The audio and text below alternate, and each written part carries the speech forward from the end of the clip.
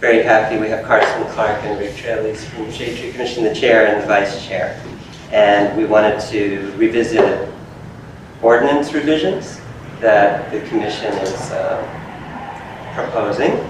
So we have this in our packet, and I thought we could have some discussion. You might be able to guide us a little bit. Okay. And I know you both need to leave for work soon, so that's why we put you first. Thank you. Okay? Okay, good. All right, so just to recap, I can't even remember because I think it was before COVID that we had the solicitor write this memo that was included in the packet.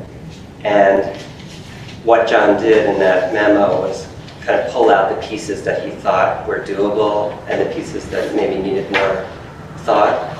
So I thought what we could do in this kind of initial go-round is identify the pieces that we really could move on pretty easily without kind of asking too much of the office. You know, for example, already in the ordinance we have the permitting authority when it comes to taking down a tree in the right-of-way. But that's not something that we have really instituted and enforced. We also have a fine of up to $600 in the current ordinance, I believe, that also hasn't been instituted. So that might be a place to start, but I'm just thinking of items like that that we could actually act on without maybe even changing the ordinance at this point. I mean, I see it as kind of a process. We could do certain pieces now and other pieces could take more time. Yes. Thank you for having us here. I'm Carson Clark. I'm the vice chair of the Shade Tree Commission and a volunteer. So our purpose here, Rick and I have been talking about this, as we've said, for several years. And so I said, okay, this is the time, now we're going to move. So our purpose of coming to the meeting today is to identify maybe 2 or 3 steps that we can actually take, like really take, and move forward. So remember, the mission of the Shade Tree Commission is to advise the Borough Council so that we can restore and foster our tree canopy. And so we have a couple of concerns. One is removal of trees randomly with no overview of it when it's in the right-of-way. And the other is taking the possible opportunity when houses turn over, when someone buys a house. So we already have the ordinance in place where people have to get their curbs checked and redone. So we would like to be able to move forward so that at that time, people have the option of planting a tree, and that the borough itself strongly supports considering where we could plant a tree on that property when it turns over. I don't know if that's one of the steps that's going to have to go out farther, but the key thing is that we really do want to identify a couple of things. Like, for example, Rob had brought up this fact that Samantha had pointed out, that we do have a mechanism so that people do have to get a permit to take down a tree in the right-of-way. I don't know what the next steps would be to start enforcing that. The other thing that I had in my notes, Rob, is that we wanted to, here was but my note, just need an internal memo to move that forward, sorry, if the council desires. And then with the use and occupancy form, we could have, and I would like to see that people have to opt out of getting a tree. So the default is that a new tree is planted whenever a house turns over. And of course, the homeowner can opt out of that at that time. I don't know what the steps would be to get that to move forward.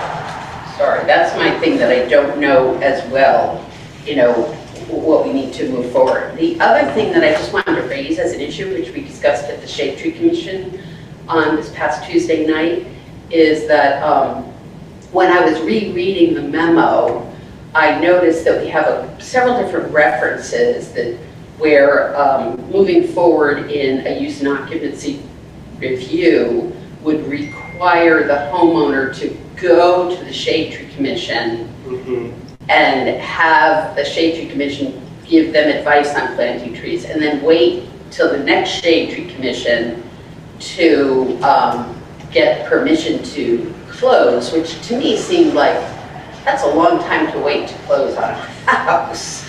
And I also have a concern because, as I've shared with Rob, I've served on many, many commissions and committees in Narberth all these years. So, you know, they ebb and flow. People are volunteers.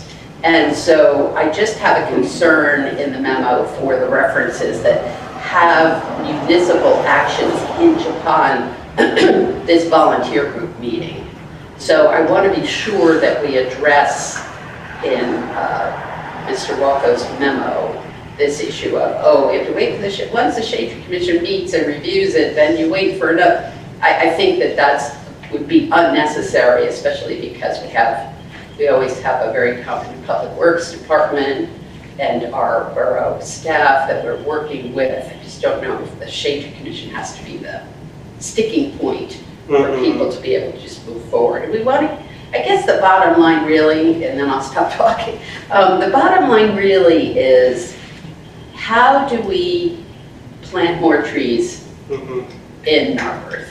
And how do we tie that to the turnover of a house in a way that works, you know, in a way that is flexible for people who have like all concrete in front of their house or something like that. But we really want to have this line up with what we say with Tree City USA, which we're right in the midst of becoming. You know, we have to have actions that support the name of Tree City USA, right? We have to demonstrate with our actual policies and the actions that we take that we're a Tree City USA. So, was there anything more specific, Rob? No, that's very helpful. I mean, in the memo I'm rereading from John Walco, there's also mention of the saldo, which I know is being revised. So there might be a way we can kind of line up the saldo with the Shade Tree Ordinance, because John mentioned that they're in conflict currently. So, yeah, there may be small things like that that we could do. May I Yeah. interject real quick? So we are talking about two very distinct things: a permit for removal of trees from the rights of way, and then mechanisms to replant. For the permit to remove trees from the right of way, as Carson mentioned, as Rob mentioned, our ordinance currently gives us the ability to require residents to seek a permit. Years ago, pre-COVID, I asked the former director of public works, well, what does that look like when someone comes in and requests a permit? And he said, well, it's in the ordinance, but we don't have a permit application. The process doesn't actually exist.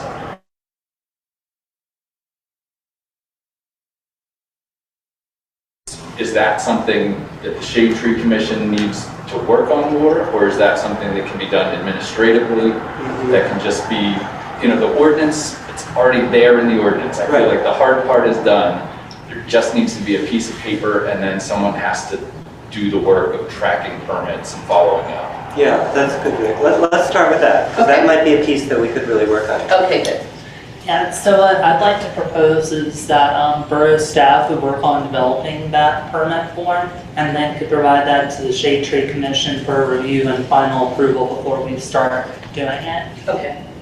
Yeah, it's a good question. Great. And then we could just track it like we do. Thanks to the MIGA system we have now, you know, thanks to Michelle's work on that, we could track those permits just like we track any other building or zoning permit.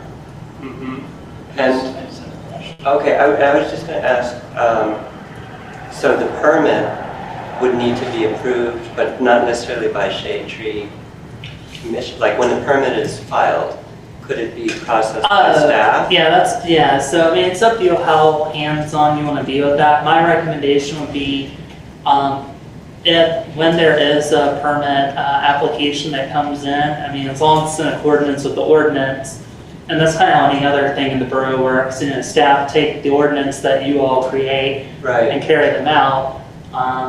unless you want to be that hands-on with it, but I was Yeah. thinking, I yeah, don't once think you do, right? once Yeah. it's created, you know, and once you are comfortable with the actual permit form, then borough staff will just kind of take it from Okay, there. okay, great. Good, thank you. Right now, our current Public Works Director has a background in horticulture. I believe he's a certified arborist. He's tying his knowledge of trees in with his role in also looking at curbs and sidewalks. I mean, I feel like it makes sense to take us out of it if he can handle all of it together anyway. Yeah, okay, good. My question, Manager Brian, is could you explain it's just terminology I think I'm trying to understand. Like we're talking about a permit, and then I think earlier when the shade tree representatives presented, they were talking, I believe they were referring to the C&O, the UNO process and of inspection and approval. I'm just wondering, what are we talking about? Yeah, so we're Like talking about what two process completely we're- separate okay, things. these are So two we're separate talking things. about- Thank you. One process is if someone wants to take down a tree, they would come and apply, if it's in the right of way, would come and apply to the borough for a permit to do that. And then I think then we said, then how do we provide mechanisms for replanting the trees? And I think that's the other conversation, if we're okay to move on to that topic. Okay, great. So we were just talking about removal, permitting, That's right. and approval, and now we're gonna. Okay, great. Thank you. Yeah, and I think, I just want to. I'm just writing the notes, and I'm got confused. thank you, Bob, yeah. And I think we want to limit the permit to just removal of a tree, because John Walko had mentioned there's the possibility of regulating pruning, but I don't think we want to get into that, right? I mean, we're really talking about removal of the trees. Yeah. The ordinance mentions removal, pruning, or planting. Yeah, that's Right. true. And we're of course most concerned about removal. Pruning, I feel like when a big tree company comes in with a crane, they should let the borough know what's happening. And when it comes to planting, my concern there, we don't want to discourage people from planting trees, but we also want to make sure we get the right tree in the right place, especially where there are overhead wires.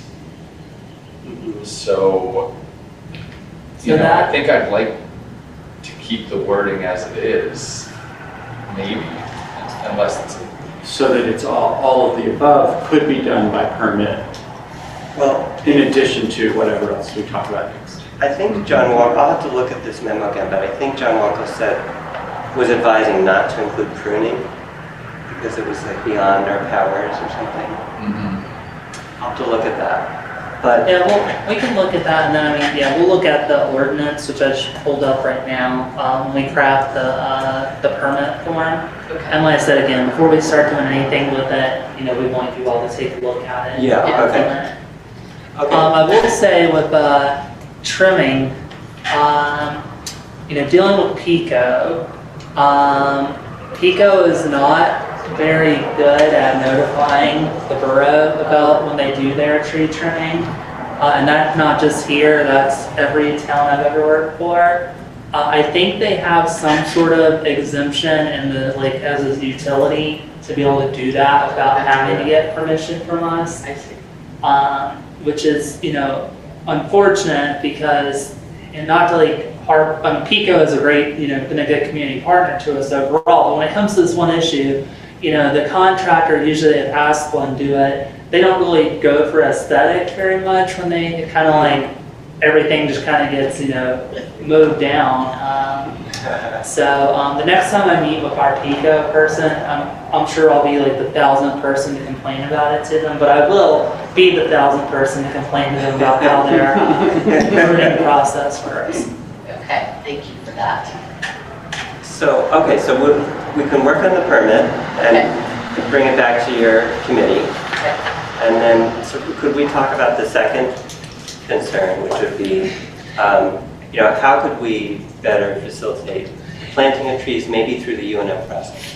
Yeah, so looking at the memo from the solicitor, and I think you all kind of made note of this as well, is that we can't make someone plant a tree as part of the UNO process itself.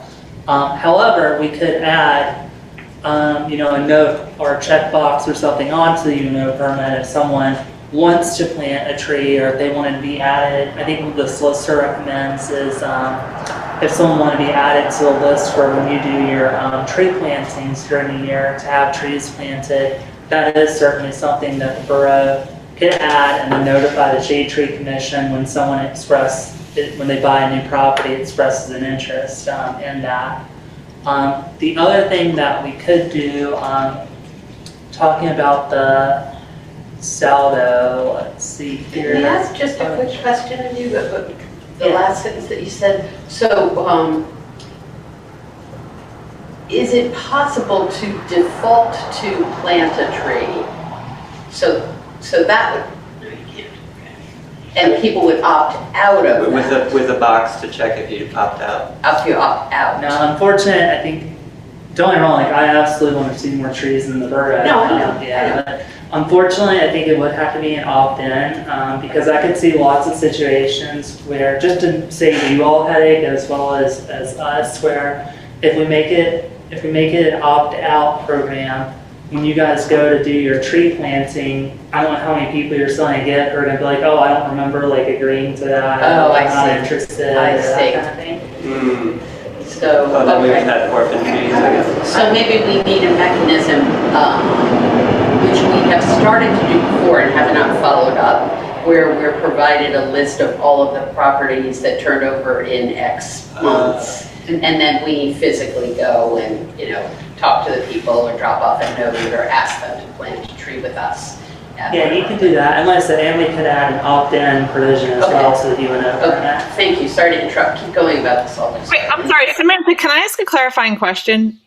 Because I also was thinking about probably government overreach and planting trees in the right of way. We just as we have control over the right of way for pedestrians, we legally can't, let's say on that green strip, the median between the street and the sidewalk, we can't legally plant a tree there?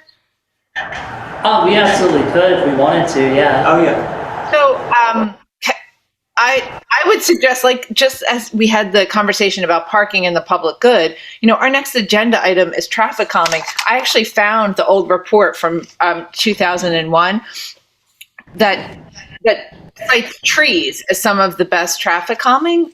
Perhaps this isn't the place for that, but can we consider using? So, I was just getting to I'm that. sorry. Okay.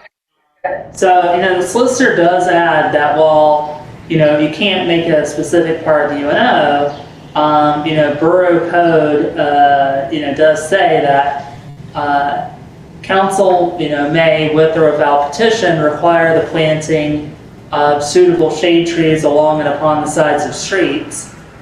So we could either, I'm not saying we necessarily, I don't think we should make property owners do it, but the borough absolutely, if we decided we want to plant trees in our right of way, we absolutely do have the ability to do that.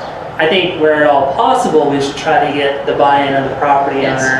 owner. But ultimately, we do have that authority. Okay. Right, already. That's already in the ordinance. Okay, thank you. I'm sorry I interrupted. Let's talk about solid. I think that's a really good point, and just to layer in here, I wonder if, just thinking about that certificate of use and occupancy and that inspection opportunity, whether in the box or whatever is put on the application, it could say something like, every time property changes, changes ownership, your property is going to be evaluated by for tree planting opportunities, according to best practices, and then a little bit of an explanation about why trees are really essential.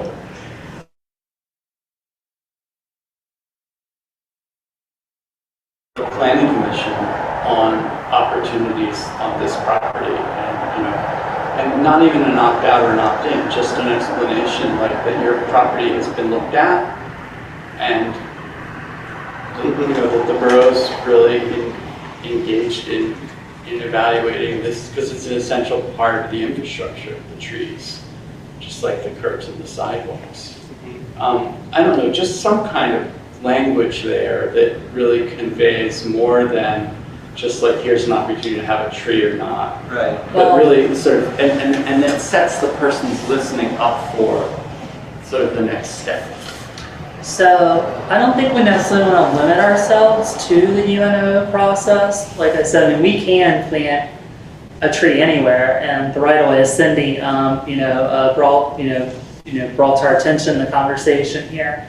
And I think that what we should probably do is, I believe the borough does have a shade tree plan of sorts that Yes. talks about where to plant trees and all that. Definitely. I think maybe I don't want to tell you all how to do your job, because you're doing a really great job at that. As, maybe, we look at that plan and, you all kind of prioritize where would we really like to see some trees. And then, at that point, the borough makes some outreach to those property owners of like, hey, like this is part of our plan, this is really important, try to get the property owners buy-in. And then if we can't get the property owners buy-in, then unfortunately we may have to fall back on the borough's right, to plant a tree. So I'm all for on the UNO, not just saying would you like to opt in for a tree, but maybe adding a little bit of extra language about why it's important. But I don't want people to think that only in the UNO would we be doing those Right. I evaluations. love what you're saying. No, I Yeah. think it's That's both great. and. I like that. That's right. Absolutely. That's terrific. Yeah. I like that a lot. And also, I remember there were conversations about the ordinance language. The borough has the right to plant in the right of way, but the borough is not then responsible for Correct. the maintenance of that tree. And just That's kind of right. clarifying that. I think that's already in the ordinance. It is. That's my memory. Yeah, That's right. And really, it's pretty simple. It's a matter of trimming your tree so that when people are walking along the sidewalk, it's Right. clear for them. So it's not an onerous responsibility for the homeowner, really, but yes. Not for the first homeowner. It's 3 homeowners down the road. So, okay, well, so this, I think, is, from my perspective, these things are doable without even involving the attorney, right? At this point. Yeah, it's just changing the permit forms. It's just adding the line to the UNO, creating a shade tree permit for removal or planting in the right of way if someone does it of their own accord. And I would say the only saldo or zoning thing I would want to throw out there, and I don't know if this has already been discussed as part of the saldo and zoning work that's been going on, is in my past job, there was a zoning code provision that people just weren't allowed to remove any tree greater than 16 inches in diameter, whether it was in the right of way or not. Again, so I don't want us to turn into the tree police or anything in the borough, but I think it's 16 inches is a pretty big tree. Yeah. And so I don't think we'd be restricting homeowners that much by saying they need to talk to the borough if they're going to take a tree that big down. Yes. Yeah, especially because with the density of Narberth, taking down a tree of that size affects the neighbors. My neighbors across the street had someone take an enormous tree down, and now this, it changes their whole experience of living in their house. So that is really the only zoning thing I would suggest that we consider is throwing that in as part of the omnibus zoning and saldo updates we're working on. Okay. But otherwise, yeah, borough staff will still work on a permit for the Shade Tree Commission to look at. Next time I talk to Pico, I'll complain for the 6th year in a row about their pruning process. For the UNO, we'll add some language about opt-in and the importance of trees. The Shade Tree Commission will look at where the priority areas are for planting trees and start developing some kind of property outreach program.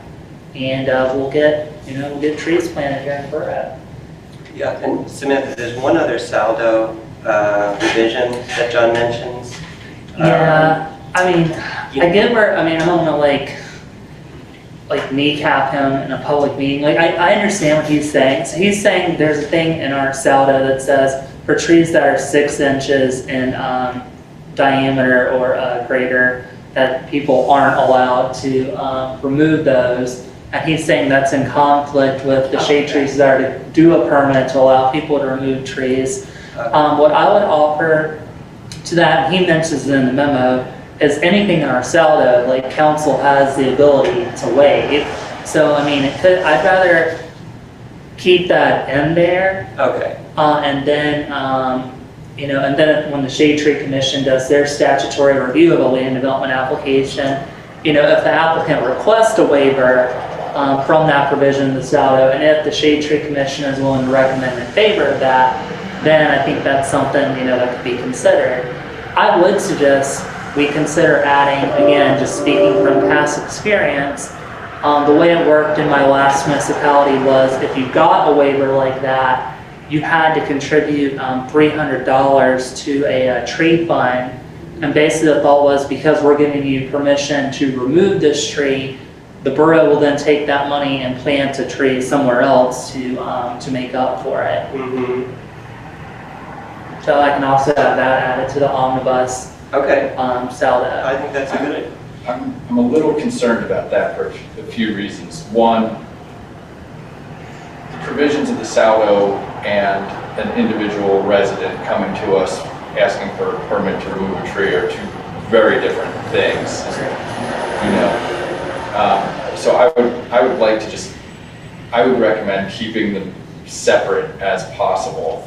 I'm also a little concerned about the idea of a fee in lieu, basically, because in Arbor, we don't have a whole lot of places to plant trees. Also, in my former job, I was a consultant for a community in Montgomery County near the mall, and they developed like crazy, and they did that system, and the Shade Tree Commission ended up with hundreds of thousands of dollars for planting trees. But they had hundreds of acres of parks, so they always had places to plant trees. And we're at a point where, honestly, our parks are almost full, so we're running out of places to plant anyway, even if we had thousands and thousands of dollars for trees.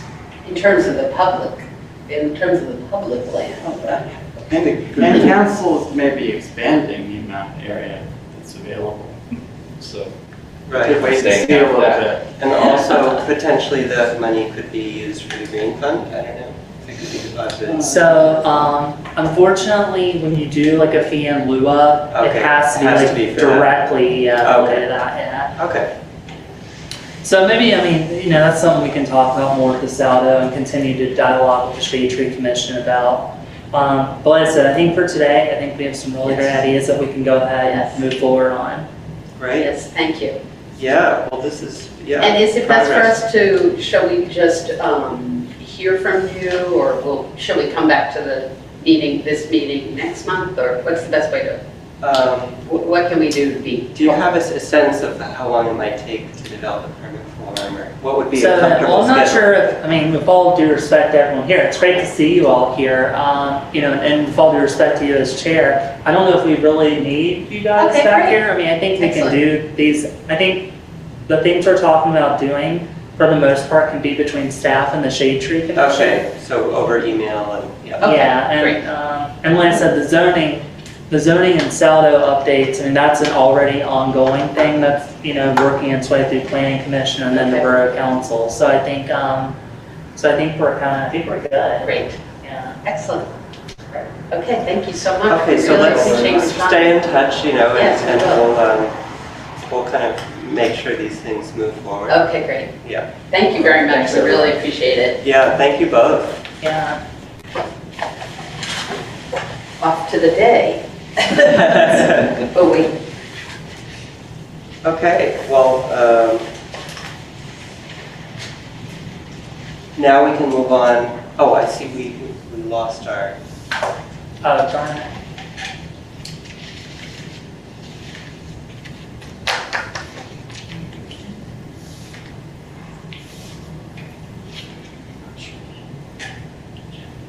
okay. All right, so we can move on quickly through the next few items. We have the minutes from April, and Bob has been taking the minutes mostly, I think, Cindy, and then those minutes are, Samantha, what's the best way to get them posted? Should I share them with So, Michelle? no, what we'll do, after the meeting, I'll just remind, staff that after, the follow-up from these meetings, one of those things need to be posting the approved minutes. Okay. So I'll take care of that. Okay, thank you. So that always happens after the meeting when we vote to approve.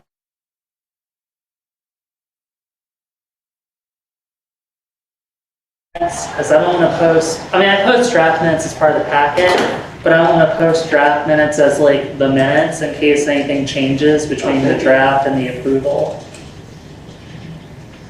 Okay, so can we approve the minutes then for April? Thank you. They're included in the packet. Okay, so I think we can go ahead and approve them. Not hearing any objection. And so then we'll go, the next item is the Mayfire meeting. My thanks to the committee, we've been trying to attend these meetings more regularly. And of course, we extend an open invitation to the fire chief to attend our meetings as well. I know the time may not be convenient. So between the two meetings, we're just trying to keep the dialogue open. Let's see, Cindy, do you know when the next one is? Is it this coming Monday? I do not. I can text or email Bill, though.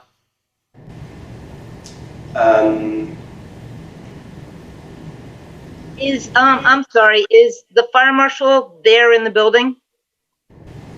He's not in this room. Okay, because he sent an email in response to my email back to him that he was on his way. Well, looks like that was 5 minutes ago, so it might just take him a couple more minutes to get over here. Oh, okay. All right, well, we can, as a committee, we could work out who might be able to go to the May or June meeting. So I think they're, not to sandbag the committee here. I think I did send an email letting you all know that their May meeting was on May 4th, and I think they're having their annual meeting. I'd have to double check that email, but I want to say sometime in the next few days they have their annual meeting coming up. Okay.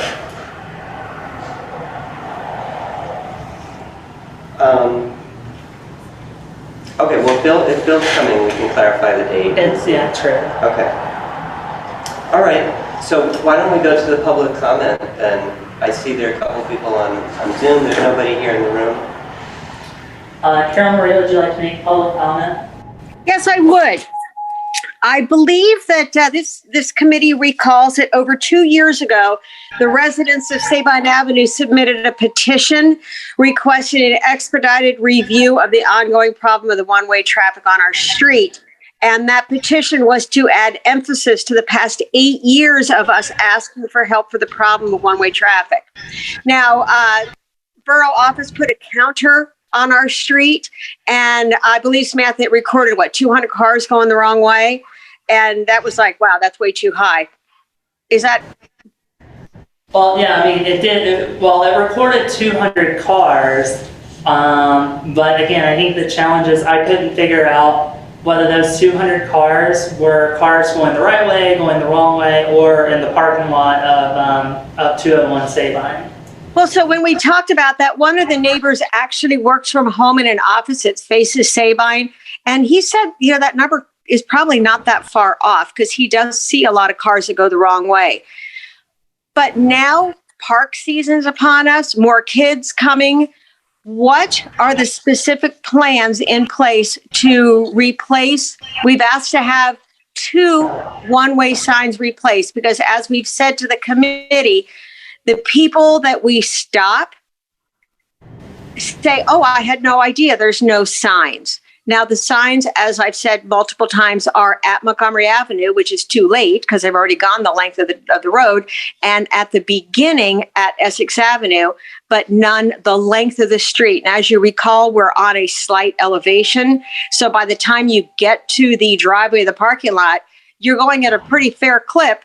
And then you have no sight visual of the playground and traffic at the playground. So what is this committee's specific plan to address the incredible safety issue to the residents of the block, to the kids going to the playground, to the Wonder Spring, daycare center people? Please help us. What's the plan? Yeah, okay. Thank you, Carol Marie. We will discuss that. I don't know, do we want to take any other public comment, or there's no There more? aren't any other. Okay, so let's discuss that, yeah. So, Carol Marie, first of all, it's good to see you again this morning, especially. Always nice to see you. I know you were at the council meeting last night, so thanks for joining us this morning as well. So as you may remember at last month's public safety meeting, the committee did approve, having signage and maybe some striping done over at the driveway area of 201 Sabine regarding the one-way. And in addition, had talked about making some changes. And I know there were some concerns from the residents of Sabine about this, but making some changes to the parking, on 201 Sabine to also deter speeding and wrong-way traffic. So I had to talk to our public works manager and just make sure that's on his to-do list to get the signage and that striping done. And then otherwise, Borough Council would actually have to do an ordinance to change the parking that's allowed on that block of Sabine Avenue. Well, now the parking is the issue also, because if you put parking on the other side of the street, then it reduces visibility. The whole reason that the parking is on this side of the street, the even side of the street, and not the park side of the street, is so there's visibility and people coming back and forth from the playground. So that's the rationale why, 20 years ago, parking was made only on the one side of the street to increase the sight line. Now, one of the residents had an idea to put a no left turn on Essex facing going into Sabine, and a no right turn facing the opposite way to alert cars that are going on Essex Avenue that is a one-way street. Yeah, Karen Marie, I'd like to pick up on that because we did hear that in public comment at, I think, the previous meeting from a nearby resident. So, Samantha, I missed it. When you mentioned the, to-do list items for Public Works, can we include a sign like that? Was that on your list already? It was not. The signage I was talking about was what the traffic engineer recommended at the driveway. At the driveway. 201. Okay. So I'll certainly, I'll certainly do whatever the committee wants to do. For whatever it's worth, I did, because I thought it was worth investigating that public comment. Mm-hmm. And sorry, I'm just trying to pull up Google Street View here so we can see what we're talking about. I did have our engineer, provide some feedback on that public comment, and should I say that? All right, I'm gonna share my screen. Oh, sorry. All right, so I'm gonna share my screen in just a second here. I'm sorry, what's that, Cindy? But while you pull that up, I want to note, because my street is also one that someone had complained that, not complained, reported that no one heeds to the sign and they're turning around on Windsor Avenue. I also have the traffic study from October 17th, 2001, and I think what we should caution, we should resist the urge to put up signs that we know are not effective. I mean, again, Matt West did a really compelling sign analysis prior to leaving the borough and suggested, in fact, a sign diet. And while, it's intuitive for us to say put more signs, the data are pretty clear that that is not an effective strategy. And I think we should rely on our traffic engineers to do the things that they have recommended for decades, such as narrowing the street, utilizing the built environment through cutouts, planters, etc. And in fact, we should be doing the opposite, is removing signs because people ignore them when they're overwhelmed. So I just want to... But Cindy, to counter that, if it's a one-way street and there is no sign, it's a double long block. It's not just a single block. It's a double long block. If there is no signage that indicates mid-span that it's a wrong way, how will a sign diet? And I'm not being a sass by saying, if you take out a stop sign, people are not going to know to stop. So if you take out a one-way street sign, people are not going to know it's a one-way street. If I can respond to that. One, I'm a criminologist, not a traffic engineer. So I would say we ask the traffic engineers. I'm not saying take down all the stop signs, obviously. What I'm saying is adding more. Actually, the traffic engineers tell us adding more is counterproductive.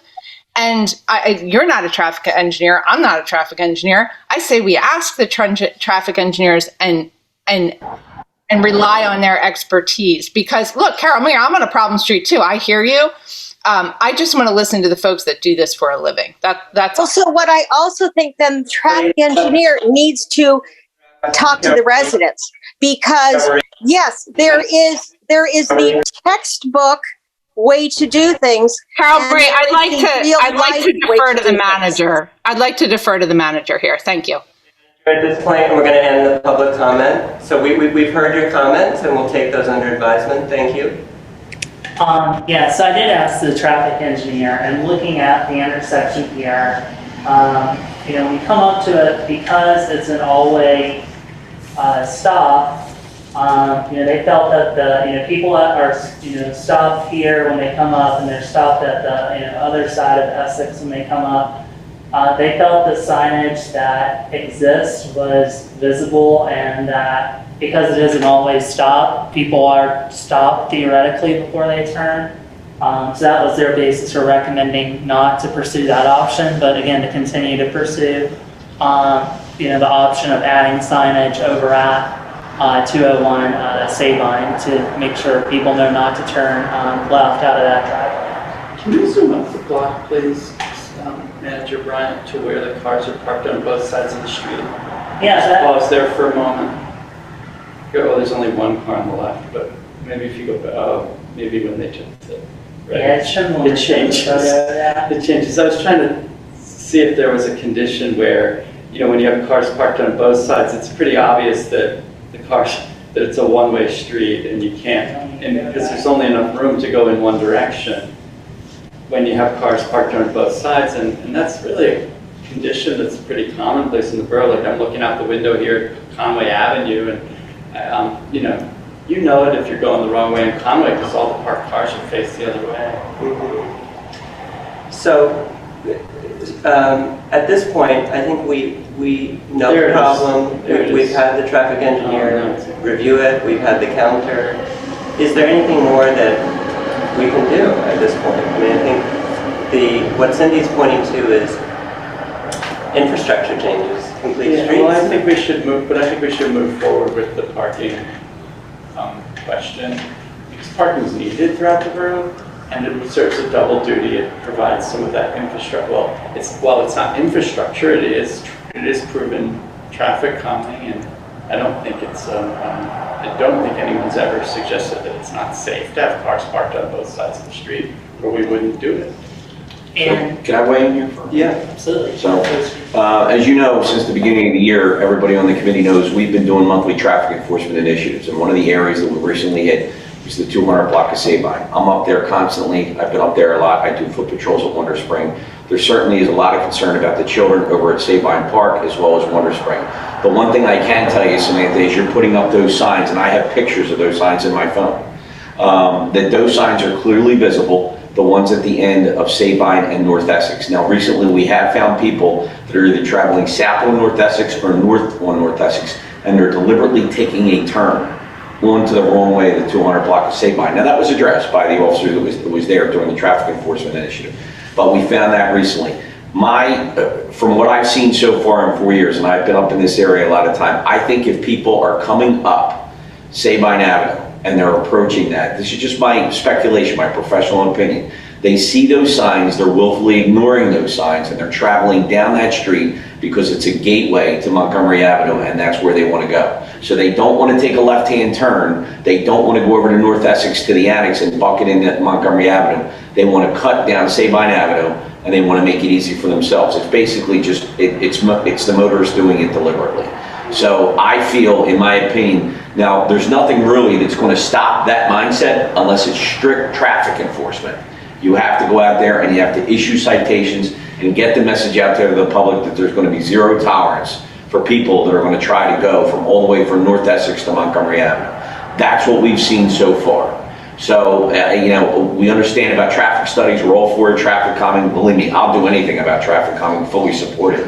But I can tell you that this is our experience here. Are there situations where people come out of the parking lot, they don't know which way to go? That's kind of hard too. There's a sign right there, you know, at the end of the lot. You know, I think they're willfully ignoring it. Again, I think they want to cut to Montgomery Avenue. They're not going to admit that to us, to officers. They're basically going to say, oh, I didn't know, right? They're going to say, I didn't know, you know, and they're going to try to get out of a ticket. But I can tell you that I certainly have been up there a lot. I have overwhelming concerns about that area. I've ghosted cars in that area, right there at the corner, right next to Warner Springs. So we have dedicated quite a lot of resources into that area for traffic enforcement.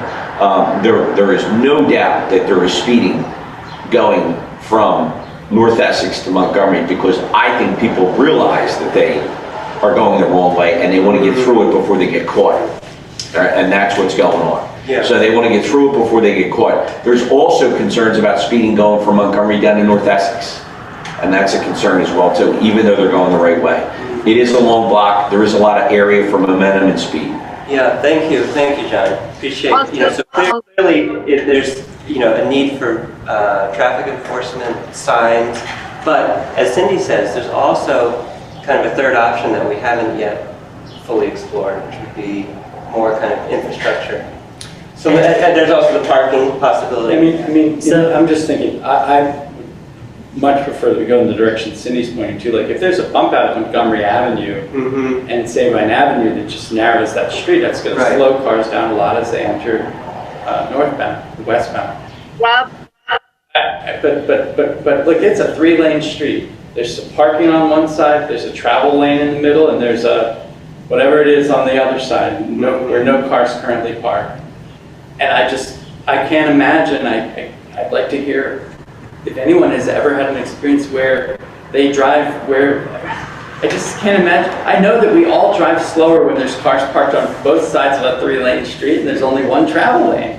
I just think that's and that's the short-term solution, is to just allow that kind of parking. People are always saying we need more parking too, so it seems like it kills 2 birds with 1 stone. Okay. I've said it 4 times. The mayor wanted But to... I have also recently seen a couple cars back up Sabine, show they want to get to Wonder Spring, or they want to get to the parking lot, and they know they're going the wrong way, so they back up abruptly up Sabine. So they know it's a one-way street. They just want to do what they want to do, following the chief's comment, and that would be an enforcement issue.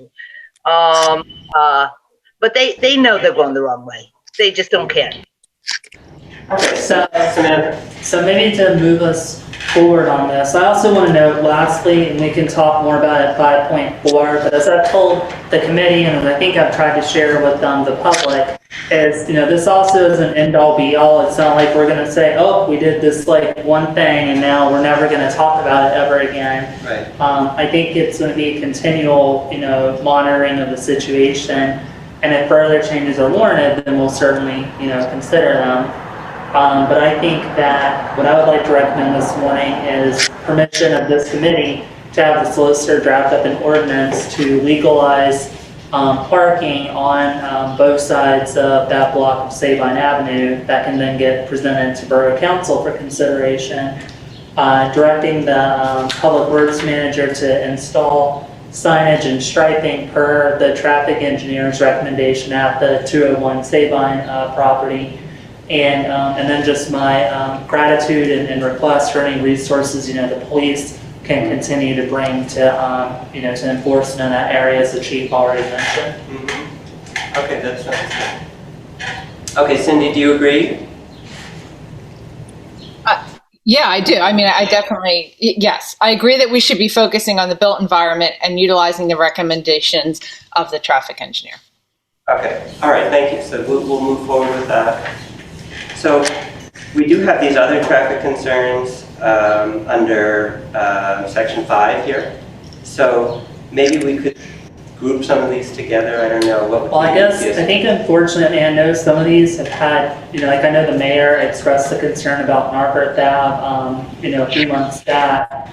Unfortunately, again, as courteous chair, but looking at our time and looking at our agenda, we do have one time-sensitive item really that we can start talking about, and that's the Stormwater Ordinance, because the borough legally has to pass a new Stormwater Ordinance by the end of September. And I just want to make sure the committee was aware of that. I don't know how much discussion time we're going to need. I don't know how involved we're going to want the EAC to be in that conversation. So I just want to get some guidance and make sure this committee was aware as a starting point that this has to be done by, Borough Council has to approve something by the end of September, and make sure we understand the timeline and process for that. Mm-hmm. Okay, yeah. So what do you think? Should we skip to that, or? Given it's the only actual, we'll get in trouble, with the state if we don't do it. Yeah. And all the other items, I think unfortunately the traffic concerns, while they're important, they're not, we don't, we can put them off a month. The fire marshal isn't here to talk about open burning. The EV charger, that was really just an update. I've been handling that outside the committee. Mm-hmm. And the cap was, again, just an update. Mm-hmm. And with all due respect to the chief, with his report, we do have a copy of that in the packet. Mm-hmm. Okay. All right, well, it's true, we don't have much time, so let's start talking about stormwater. So, one thing we might be able to establish is kind of how it might move through a process over the next few months. That's really the biggest thing I was hoping for this morning, was get direction from this committee as to what process we wanted to follow. Do we want the EAC to make any I guess what I was envisioning is this model ordinance that came from DEP would be, and there's some components of it that are optional versus, hey, good morning, Bill. Good morning. Just mentioned your name. My ears were burning.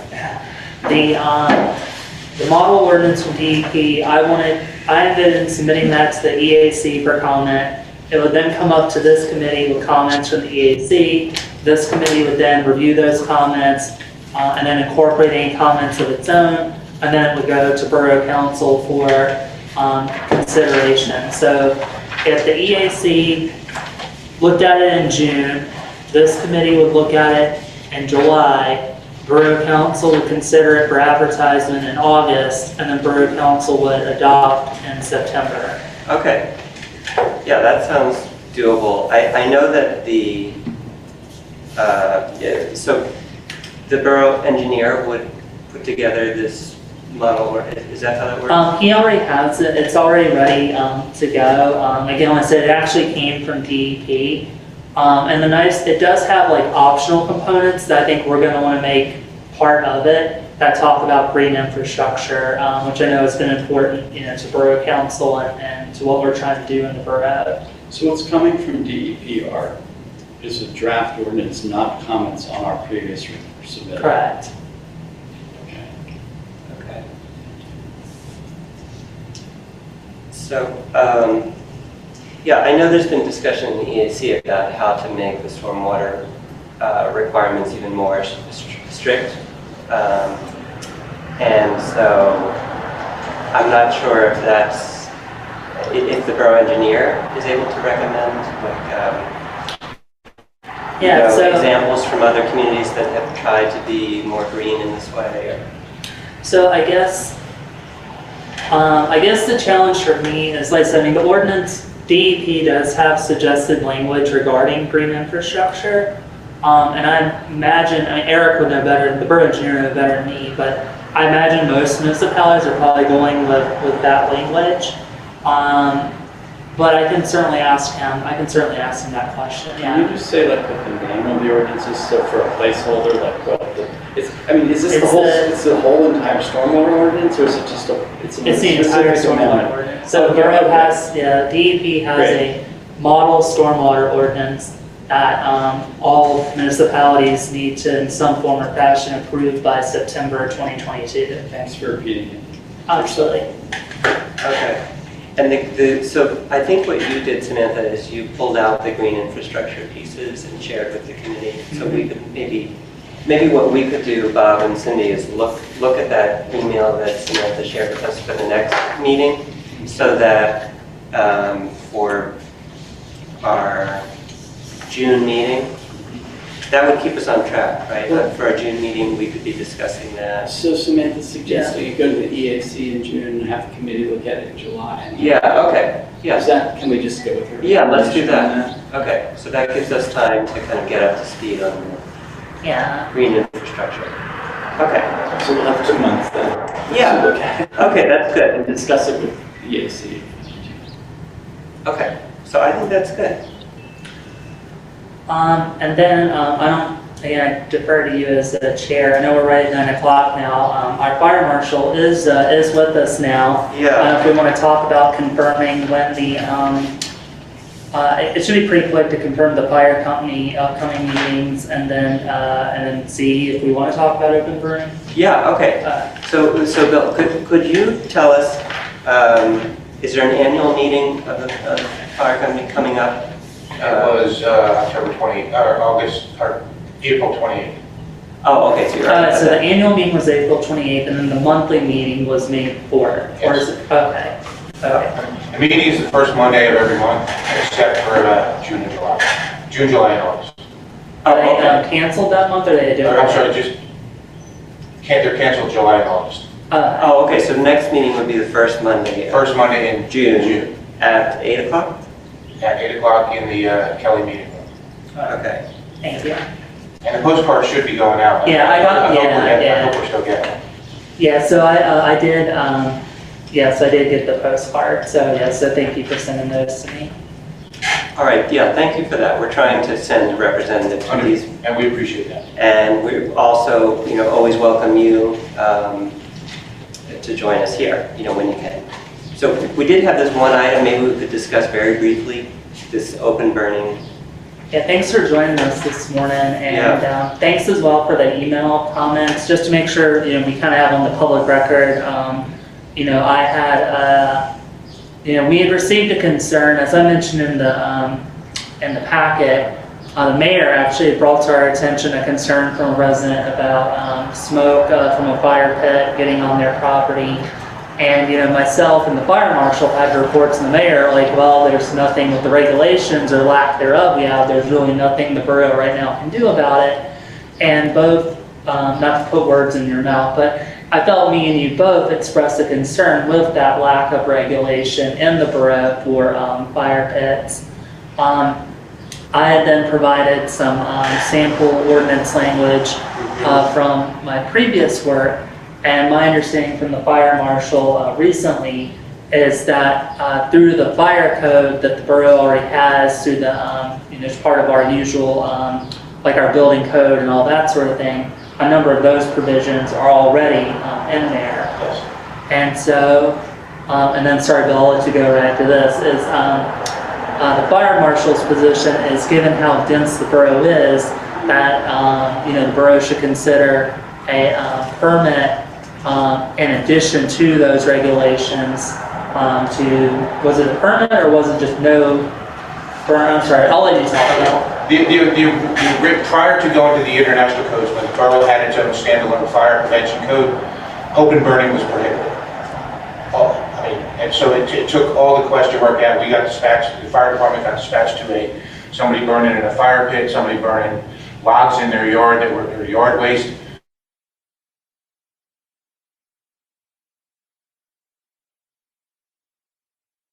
The code change that was loosened to allow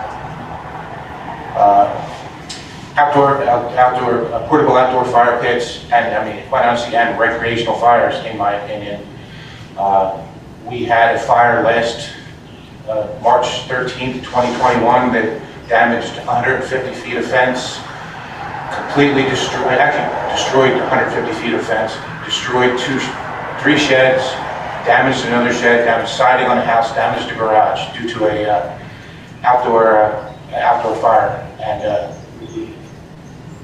I think that the borough is very dense. I mean, the houses are close together, the fences are close together, the shrubs and all that kind of stuff. To allow open burning is a problem. And it's not just the fire itself, it's the smoke. We've got a lot of residents who like to open their windows when the weather gets nice. A neighbor it might be innocently is burning in an portable outdoor fire pit. And the smoke starts going into their house at 8 o'clock at night while they're trying to watch TV. I think we have to weigh the good and the bad of everything. I don't want to infringe on somebody's rights to have a fire pit and be able to roast marshmallows and stuff like that. But at the same time, I think we have to look at the best interests of the neighbors too, who might be affected by the smoke, embers, and/or flames. The International Fire Code allows for portable outdoor fire pits or fireplaces. I'm trying to use the terminology that the fire code uses, and they basically waive there's distance requirements for all the different types. They define bonfire, recreational fire, and portable outdoor fireplace. They basically, for residential structures, the International Fire Code waives any of the requirements, distance requirements, and setbacks for the portable outdoor fireplaces. But they do have distance requirements for the other two, the bonfires and the recreational fires. Personally, in my humble opinion, I think that at the very least, we need to require a bonfire, which I believe we already do require them to have a permit. Recreational fire should also have one because of the potential size of it. The International Fire Code defines the size of all these in it as well. And quite honestly, I think that we need to put some tighter, stricter regulations and some borough managers ordinances she passed along with us had some time restrictions which are not in the fire code. You are required to have an extinguishing device within 10 feet of the fire. A lot of times we'll see people out there with the portable outdoor fireplaces, and they won't have a hose there, they won't have anything there. I question how useful a garden hose is going to be in February when it's 28 degrees out. So there's a lot of wiggle room. I think some language that we can clean up.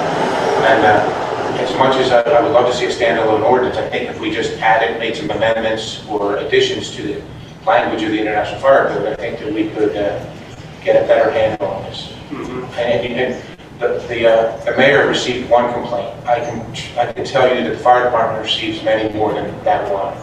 We go out in search of smoke in the area, odor of smoke, and it turns out many times to be somebody using a portable outdoor fireplace.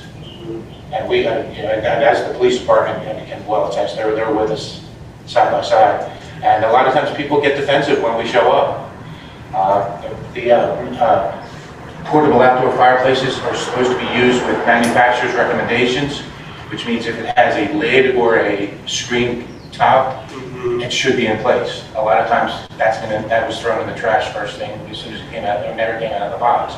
That's designed to keep the embers and the embers from getting away from the fire pit. I mean, we've pulled up several times and seen embers going 10 feet up in the air. That's wonderful when there's no red flag warnings out in the woods, but in a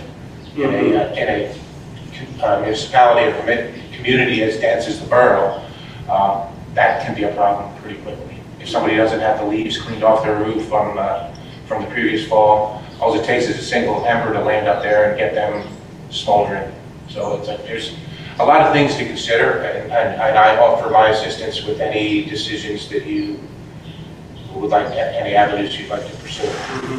Thank you, Bill. Appreciate your perspective on that. So this is, I think, something that we could, since we're, over time, maybe in June, we could consider Samantha shared with us, as you said, this is an ordinance from New Britain, some of the ordinance language. So maybe as a committee, we could look at that for the June meeting. What I'd like to offer is that maybe myself and our fire marshal could actually craft up, given that some of those regulations might already be in place, to get together and craft a specific list of some of the things that Bill mentioned already this morning, a specific list of recommendations that the committee could then consider at its June meeting. Okay, yeah, that'd be great. I'd be happy to work around it. Thank you. Fantastic. Yeah, thank you. Thank you, that's great. That's, to use your expertise in that way. Thank you. That'd be a great help to us. Okay. Well, thank you. I think that brings us to the end of our time today. I have a short piece of new business. Okay, go ahead, Bob. Mr. Chair. It's more than a rumor, but I believe SEPTA has announced that they're really considering the discontinuation of the Route 44 bus route. Oh. And they're looking at the option of like no bus into Narberth, or maybe even no 44 at all. But they have some kind of, it's either an experiment or a pilot that they're doing that's kind of some kind of a new on-demand service. And I'm just concerned for the residents of the borough who depend on this kind of public transportation. And wanted to ask if we could have somebody from SEPTA come to us and explain this situation and like what the plans are. Okay. And if they could either come to the committee or to the council.